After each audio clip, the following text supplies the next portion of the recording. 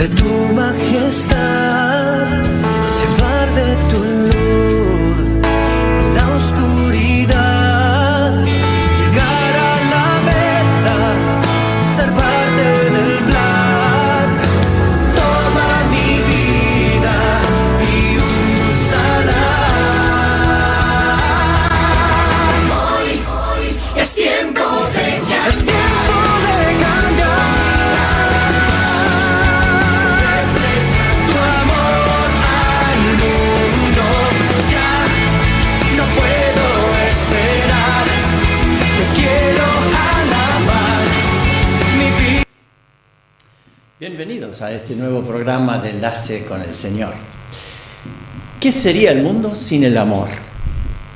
El amor lo vemos principalmente así entre los novios, los esposos, un bebé recién nacido, cuánto cariño. Lo vemos también en el mundo animal, los cachorros que juegan. Es toda una cosa linda y un día de sol y de calma y de naturaleza, digamos, sentimos que todo está bárbaro. El amor es algo que nos da vigor, vitalidad, esperanza, todo.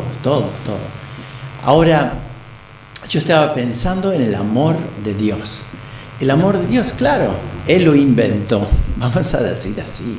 Él es el origen del amor, Él es el origen de todas esas cosas lindas que nos rodean y todas esas experiencias humanas que nosotros vivimos con tanto aprecio. El matrimonio, desde el principio Dios se ocupó del primer matrimonio y así vamos, de los bebés. Bueno, diseñó todo para que fuera posible ese milagro. Y acá en 1 Juan, capítulo 4, dice, en esto se mostró el amor de Dios. En esto se mostró con nosotros, en que Dios envió a su Hijo unigénito al mundo para que vivamos por Él. Que Dios se ocupó de que su propio Hijo viniera al mundo que Él mismo había creado, que nosotros tuviéramos una oportunidad de vivir la vida de Él, vivir la vida en comunión con Él, en relación con Él. Y sigue diciendo, en esto consiste el amor, no en que nosotros hayamos amado a Dios. Menos mal, porque a veces no lo tomamos mucho en cuenta. Entonces dice, no en que nosotros hayamos amado a Dios, sino en que Él nos amó a nosotros y envió a su Hijo en propiciación por nuestros pecados. Entonces aquí estamos llegando a un tema donde el amor siempre es lindo, pero el amor necesita una respuesta. Y Dios, aún sin esa respuesta, nos siguió amando y amando. Y durante siglos y durante toda nuestra vida nos sigue amando a pesar de, ¿no? Entonces, Dios envió a su Hijo al mundo. Y siempre una despedida, vamos a llamarlo así, es algo de dolor. Cuando alguien se va de nuestro lado, no es sin sentir ese tremendo vacío. Y cuanto más amamos, más sentimos ese dolor. Dios envió a su Hijo al mundo con un propósito. Cuando llegó el cumplimiento del tiempo, Dios tenía sus tiempos marcados. Dios mismo, en la persona de Jesús, porque Jesús tiene el nombre también Emmanuel, que significa Dios con nosotros. Dios mismo vino a caminar entre los suyos con un propósito, para que vivamos por Él. Ahora, parece que todo es lindo. Podemos obtener la vida de Dios en nosotros. Parecen los mitos griegos y todas esas cosas. Dioses caminando entre los hombres. Pero esto fue algo real, algo que ocurrió el Dios eterno, haciéndose presente en nuestro medio. Y dice la Biblia que eso de vivir con Dios y a través de Dios y para Dios es por medio de Jesucristo y por su cruz. Hay un versículo que dice: con Cristo estoy juntamente crucificado, y ya no vivo yo, mas vive Cristo en mí. Y ahora lo que vivo en la fe, lo vivo en el poder del Hijo de Dios, el cual me amó y se entregó a sí mismo por mí. Gálatas 2:20. Entonces, vivimos nuestra vida de fe porque Dios nos ha dado esa fe. Entonces, después nos dice,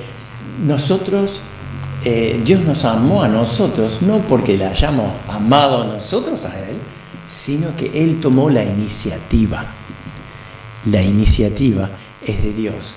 Y leemos que Jesús, el Hijo del Hombre, como llevaba ese título para identificarse con su medio, dice, vino para buscar y para salvar a lo que se había perdido. Ya estamos viendo una necesidad espiritual en el hombre. Dios mismo, viendo que su criatura, llena de posibilidades, incluso de libre elección, estaba tomando malas elecciones. Y Jesús entonces, como esa expresión perfecta del amor de Dios, viene a buscar y a salvar lo que se había perdido. Y leemos algo tan hermoso que también aquí en 1 Juan dice: mirad cuál amor nos ha dado el Padre, para que seamos llamados hijos de Dios. Ese amor, Dios adoptándonos a su familia, y usó una palabra que se utiliza en el libro de Gálatas, hablando de nuestra adopción a la familia. Estábamos por nuestro pecado ajenos a esa familia de Dios, pero a través de Jesucristo Dios nos toma y nos hace hijos.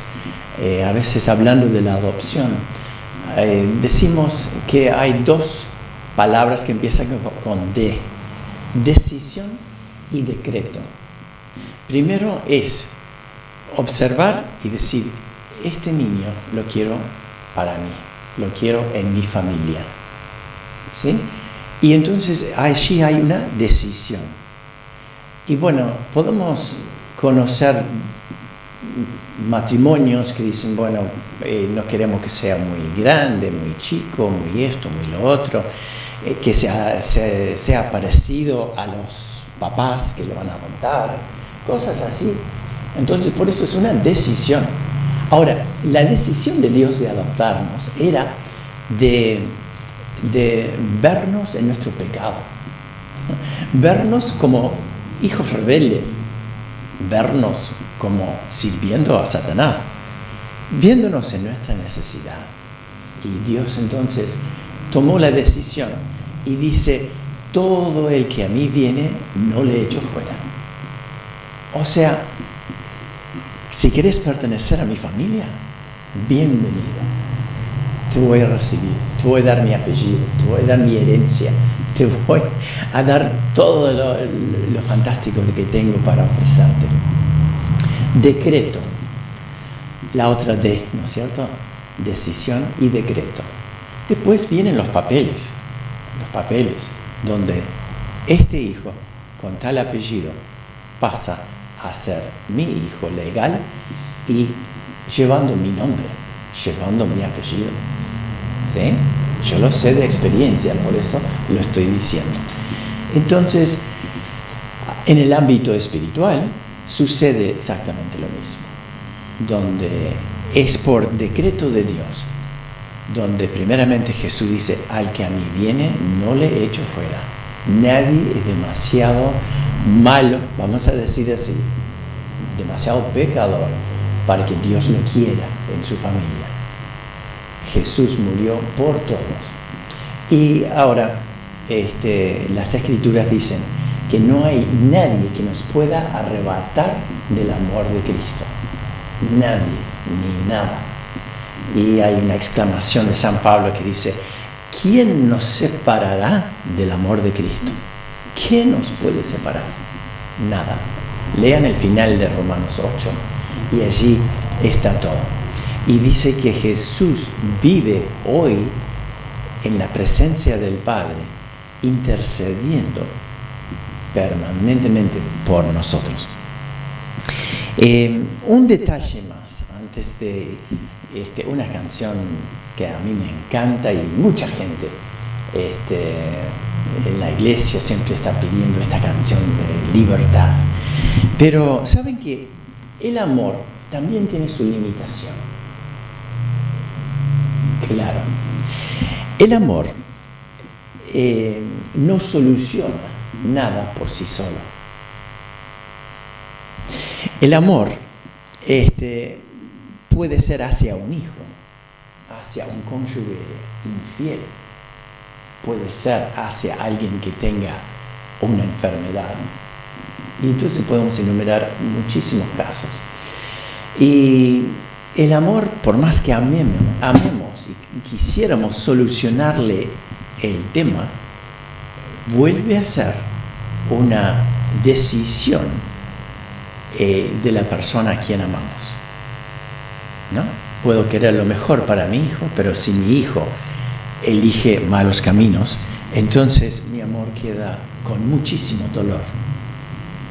Tanto así, San Pablo decía: yo quisiera ser desprovisto de mi salvación para que todo mi pueblo pudiera ser salvo.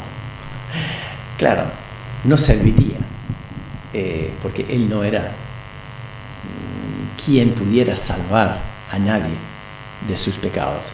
Como ningún pastor, ningún sacerdote, ninguna persona en el mundo puede tomar el lugar de otro, decidir por otro en cosas respecto a la fe. Algunas personas dicen que el amor de Dios es un tipo paraguas para que el juicio de Dios no caiga sobre nadie. ¿Será así? Saben que la Biblia habla de nuestro libre albedrío, una libre elección, donde nosotros podemos hacer con nuestra vida lo que queramos. Sí, vamos a sufrir las consecuencias o disfrutar de alguna cosa bien hecha. Entonces,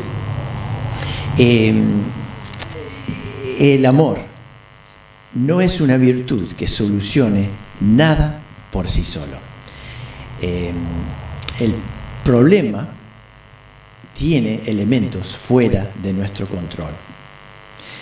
Leo, antes de pasar a la canción, una partecita donde Pablo estaba en el centro cultural de Grecia, donde estaban los filósofos, los epicúreos, y gente que filosofaba todo el día, dice que no se interesaba en otra cosa, sino de decir: mirá, estuve pensando esto, y el otro dice: sí, pero, y entonces pasaban el día.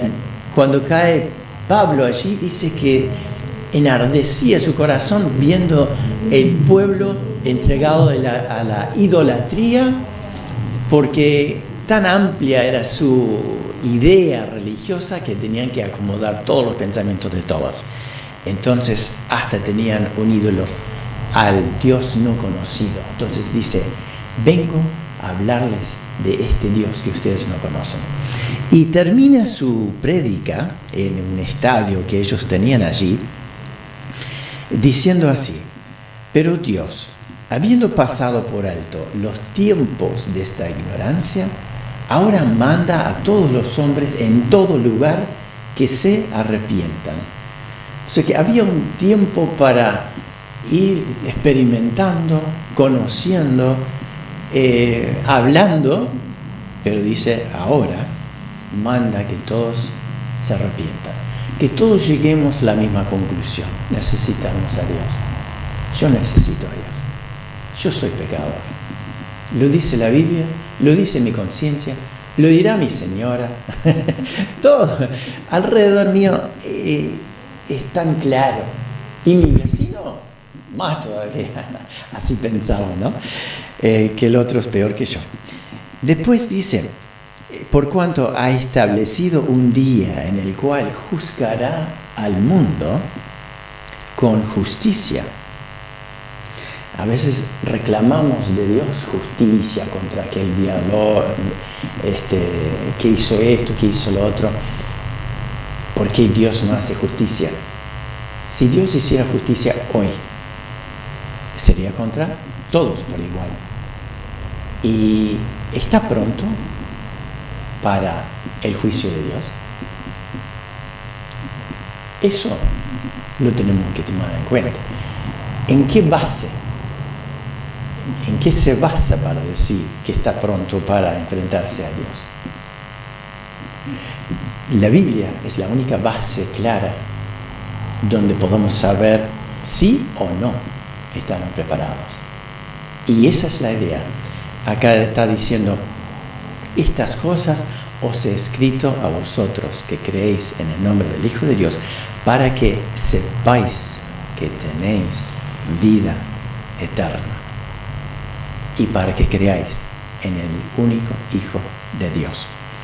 Entonces, termino esta parte diciendo, por cuanto ha establecido un día en el cual juzgará al mundo con justicia, por aquel varón a quien designó, Jesús, dando fe a todos por haberle levantado de los muertos.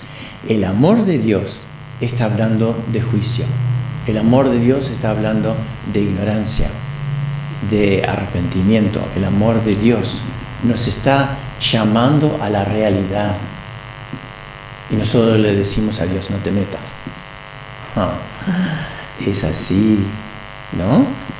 Entonces la gente, cuando oyeron de la resurrección de los muertos, unos se burlaban, otros decían, ya te oiremos acerca de esto otra vez. Y algunos creyeron. Y tenemos eso hoy. Y Dios no obliga a nadie a aceptar su amor, a aceptar los beneficios de su amor. Porque dijimos, el amor no cambia nada. O sea, no tiene poder en sí para solucionar cosas. Puede proveer de unas circunstancias donde, por ejemplo, en vez de haber infidelidad en un matrimonio, haya armonía, haya un lugar de paz y de bondad. Entonces ya el amor tiene su beneficio, pero necesita siempre la respuesta. Vamos a ir a una canción muy linda, Libertad. Las cadenas de la muerte me quitó, para mí ya no hay condenación, hay libertad, libertad. Siendo esclavo del pecado me libró, en la cruz compró mi redención y libertad, libertad. Rompió mis cadenas, me dio vida nueva y al fondo de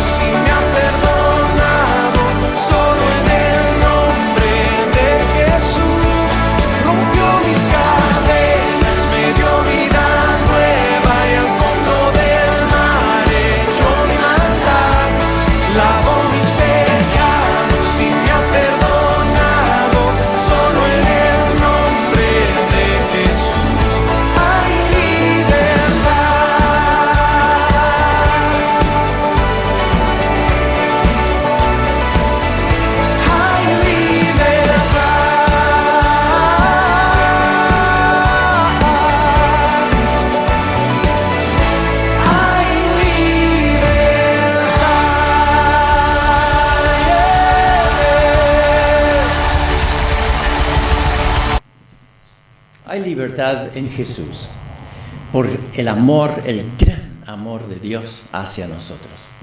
Ese amor de Dios es un amor para nuestra salvación, es un amor de entrega, es Dios fiel a pesar de nuestra infidelidad. Es un amor firme, porque el amor no es darle a la otra parte todo lo que quiera, sino lo que le venga bien, lo que le sirva. Entonces Dios nos da de acuerdo a nuestras necesidades y no a veces según como pidamos. Lo leemos en Santiago, de que a veces pedimos mal. Pidamos primero que Dios me haga entender cómo reconciliarme con Él. Está escrito en la Biblia, lo decimos aquí siempre, confesando tus pecados y aceptando la sangre de Jesús que nos limpia de todo pecado. Conocer su palabra y obedecerla. Y entonces allí ese amor de Dios hace eco en tu corazón para que vos también lo ames. Dice aquí ahora de que el amor de Dios es restaurador. Y muchos recordarán la historia del hijo menor que se va de casa y desperdicia y tira todo. El padre lo recibe de vuelta con un abrazo grande, como Dios hace con aquel arrepentido. Quiere hacerlo contigo. También el amor de Dios es comunitario. El amor de Dios se ve en la iglesia. Y quisiera leer, siguiendo en 1 Juan capítulo 4, dice así: nosotros le amamos a Él porque Él nos amó primero. Ahí está. Yo no le busqué a Dios, Dios me buscó y trabajó en mí y ahora aprendí a amarlo. Si alguno dice yo amo a Dios y aborrece a su hermano, eso nunca sucede, ¿no? Bueno, acá está diciendo, si alguno dice yo amo a Dios y aborrece a su hermano, es mentiroso. Pues el que no ama a su hermano, a quien ha visto, ¿cómo puede amar a Dios a quien no ha visto? Está clarito. Y nosotros tenemos este mandamiento: el que ama a Dios, ame también a su hermano. Qué precioso es la obra de Dios en nuestras vidas. Dice también, amados, si Dios nos ha amado así, debemos también nosotros amarnos unos a otros. ¿Sí? Amarnos los unos a los otros. Entonces, ¿qué debemos hacer? El amor de Dios también es un amor evangelístico. Jesús, sus últimas palabras eran ir por todo el mundo y predicar el evangelio.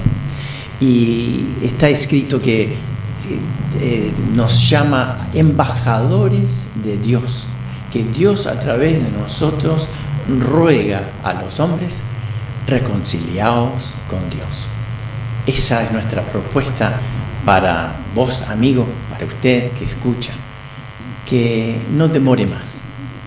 El amor de Dios 100% a favor suyo, pero en el día del juicio, si no aceptó ese amor y la salvación provisto por Dios, entonces no hay salvación para usted. Jesús decía que los que desobedecían su palabra iban a ser aquellos como una casa sin fundamentos, arrastrado en el tiempo difícil. Pero aquel que construye su casa sobre la roca que es Cristo, es la que permanece. Que seas una de aquellas personas que permanezca y que ame a Dios, porque Él le amó primero. Terminamos aquí, será hasta la semana que viene, si Dios quiere.